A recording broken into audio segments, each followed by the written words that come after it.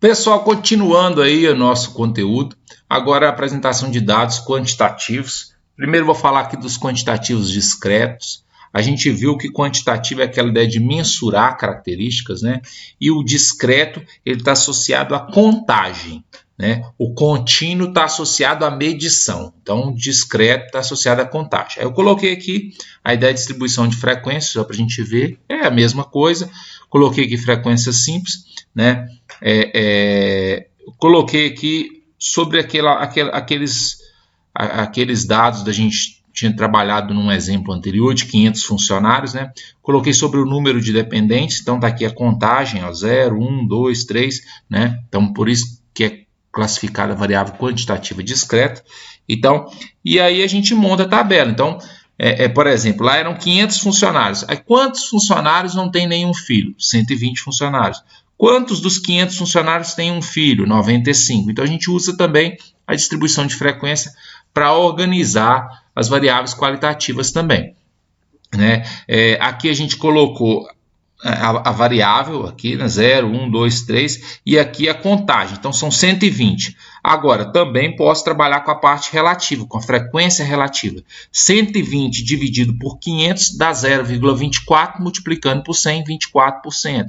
Então, um filho, 95 funcionários, 95 dividido por 500 dá 0,19, multiplicando por 100, 19%, e assim por diante.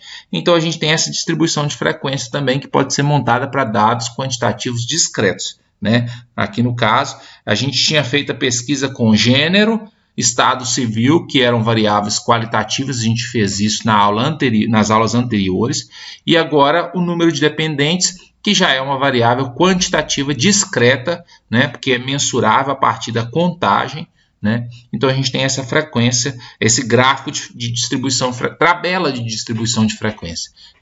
A gente pode chamar de distribuição de frequência ou tabela de distribuição de frequência.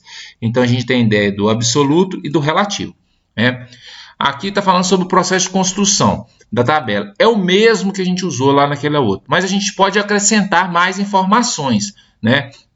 A gente pode trabalhar com aquilo que a gente chama de frequência acumulada. Então, está explicado aqui, mas eu vou mostrar aqui no exemplo. Ó. Então, eu peguei aquela tabela que a gente tinha, era essa primeira parte aqui. Aí, agora eu acrescentei aqui a frequência acumulada. Ela ajuda também na hora de interpretar os dados. O que é a frequência acumulada? Absoluta. Então, eu vou trabalhar com esses números. 0. Funcionários que não têm nenhum filho, 120. Continua aqui 120. Agora, funcionários que têm um filho, 95. Na acumulada, não é funcionários que têm um filho, é funcionários que têm até um filho. Ou seja, 120 mais 95, 215. Funcionários que têm 2 filhos, 90. Aqui na acumulada é funcionários que têm até 2 filhos. Aí soma todos aqui de cima. 120 mais 95 mais 90, 305. Então, a frequência acumulada ela é a soma dos anteriores. Então, aqui é 120, 95 mais 120, 215, 90 mais 95 mais 120, 305, e assim por diante.